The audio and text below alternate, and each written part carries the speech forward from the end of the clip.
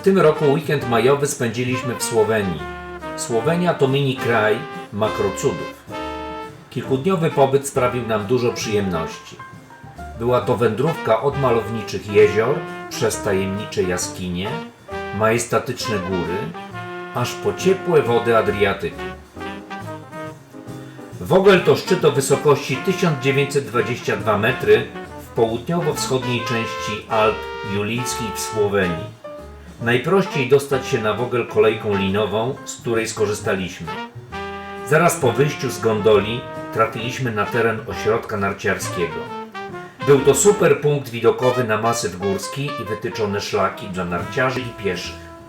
Zarówno sam Vogel, jak i otaczające go szczyty, a poniżej widok na jezioro Bochnińskie sprawiły, że spędzone tam chwile były dla nas relaksujące.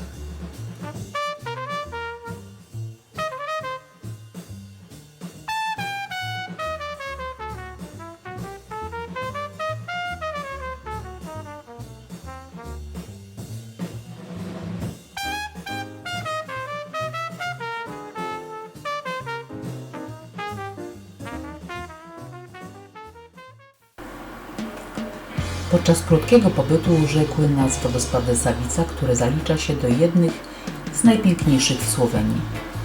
Wodospad kształtem przypomina literę A z uwagi na to, iż spływająca woda dzieli się na dwa strumienie. Jeden o wysokości 25 metrów i drugi większy, mierzący 78 metrów.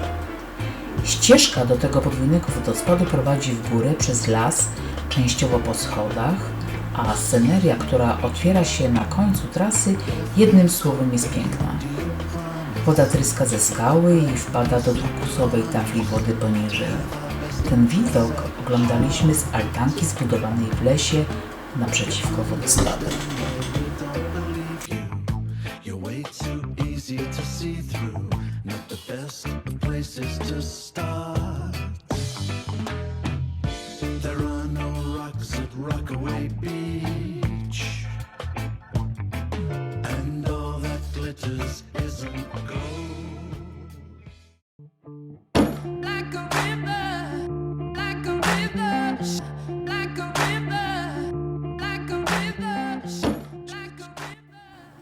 Kolejnym z punktów naszej wycieczki był wąwóz Vidgar.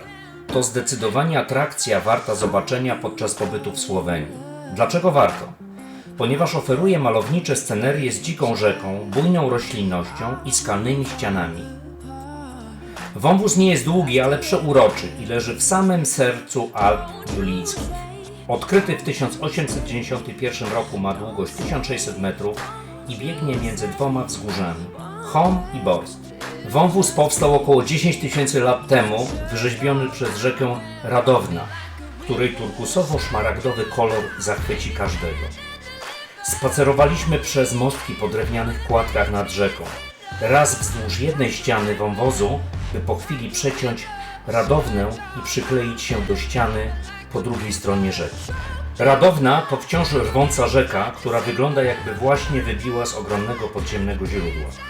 Przez tysiące lat ukształtowała liczne wodospady, kaskady o niecodziennych formach i kształtach. Woda jest krystalicznie czysta, niekiedy umożliwia wgląd na leżące kilka metrów pod powierzchnią drzewa i pływające ryby. Miejscami tworzy w wapiennym korycie przepiękne lazurowe baseny. Wąwóz leży na terenie Triglarskiego Parku Narodowego. To idealne miejsce na fotografie, które uwieczniły niezapomniane chwile spędzone w tej niepowtarzalnej scenerii. W wąwozie spacerowaliśmy w maju, w słonecznym dniu i to był idealny czas na podziwianie budzącej się do życia flory. Spacer wśród kwitnących kwiatów i zieleni sprawił, że każdy krok to była prawdziwa przyjemność.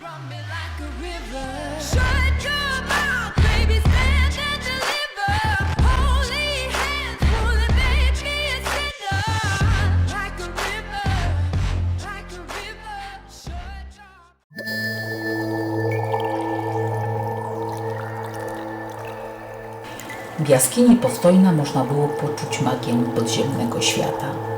Widzieliśmy wiele jaskiń krasowych, ale ta wyjątkowo zrobiła na nas zjawiskowe wrażenie.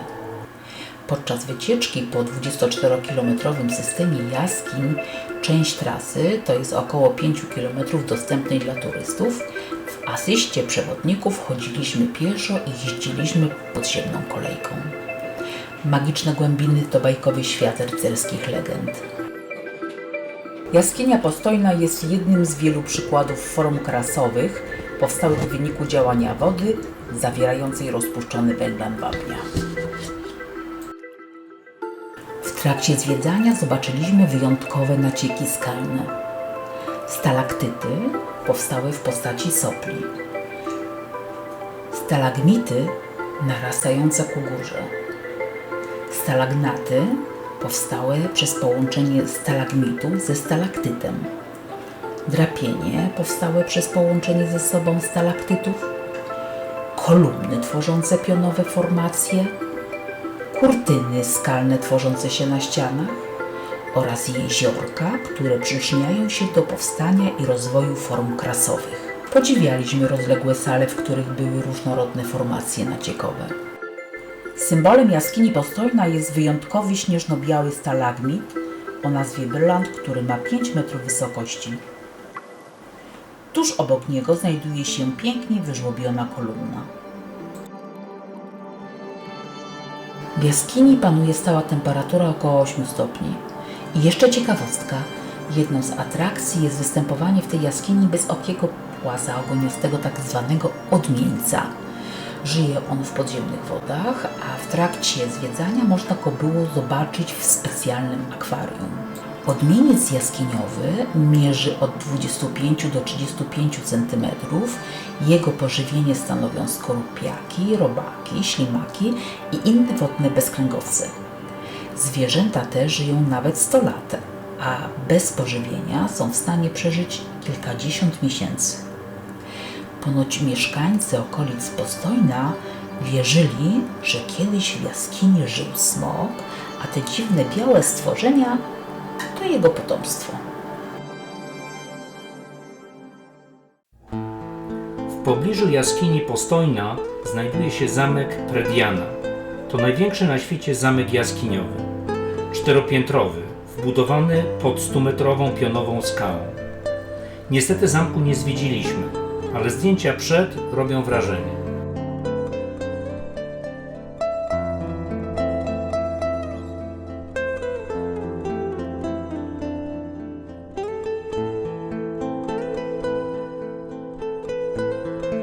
Nad jeziorem Bled spędziliśmy niestety tylko kilka godzin.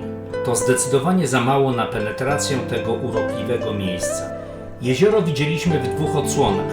Pierwsza bez fal, kiedy to jak w lustrze odbijały się góry, las, zamek i wysepka z kościołem. I druga odsłona, podczas naszego wolnego popołudnia w mieście. Ale już w pochmurny dzień i z wiatrem. I niestety nie zrobiliśmy pocztówkowych ujęć. Dla Słoweńców miejsce to jest z pewnością powodem do dumy, gdyż Bled, zarówno miasto, jak i jezioro, to top 3 na liście słoweńskiej turystyki.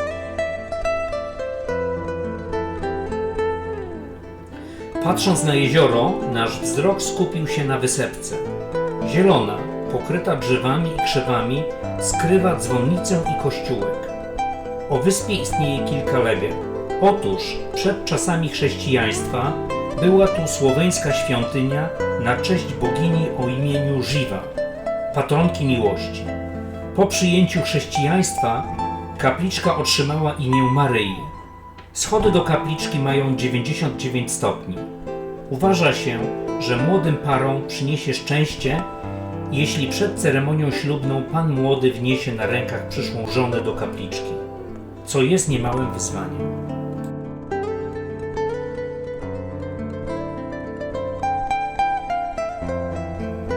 Natomiast zamek w Bled jest według historycznych zapisów najstarszym zamkiem w Słowenii.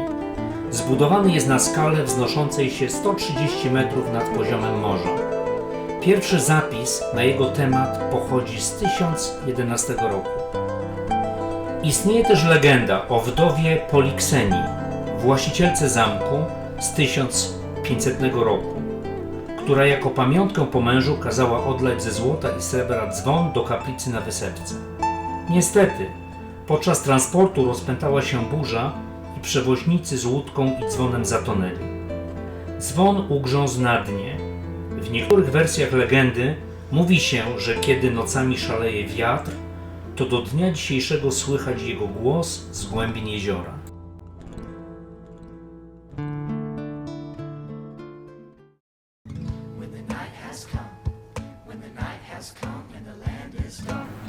Musimy się przyznać, że Słowenia, kraj nam bliski kulturowo i geograficznie, pozostawał niezasłużenie na marginesie naszych turystycznych zainteresowań.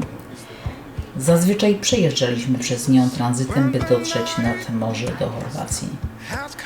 Okazuje się, że krótki majowy pobyt w tym kraju zaoferował nam więcej atrakcji niż wiele znacznie większych państw. Zachęcamy do odwiedzenia Lublany, stolicy Słowenii. Kameralne miasto leży w centralnej części kraju nad rzeką Lublanica i jest idealną bazą wypadową nad jezioro Bled czy Piranu.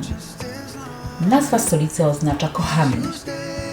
Nic więc dziwnego, że Lublana jest kochana zarówno przez swoich mieszkańców, jak i turystów. Najlepiej zwiedzać miasto bez wyznaczenia sobie trasy.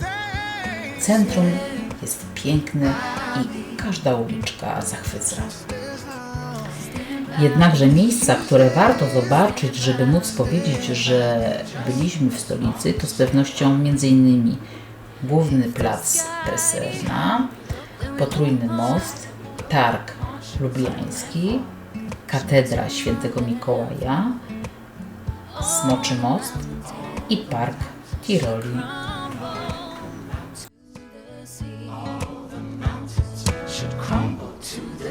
I won't cry, I won't cry, no, I won't shed a tear, just as long as you stand.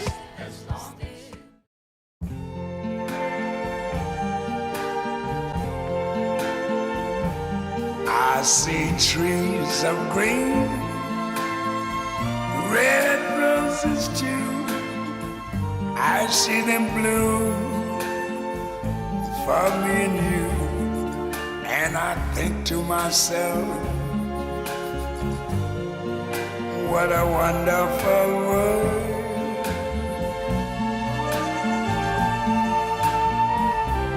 I see skies of blue and clouds of white, the bright blessed day, the dark sacred night, and I think to myself, what a wonderful world.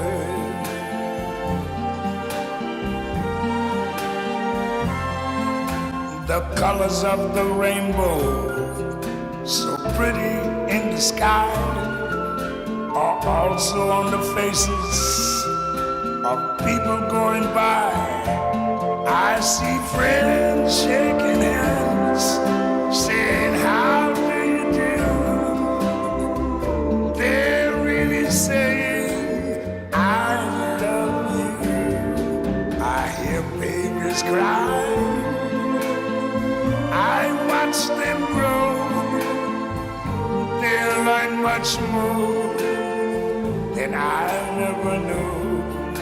And I think to myself, what a wonderful world. Yes, I think to myself,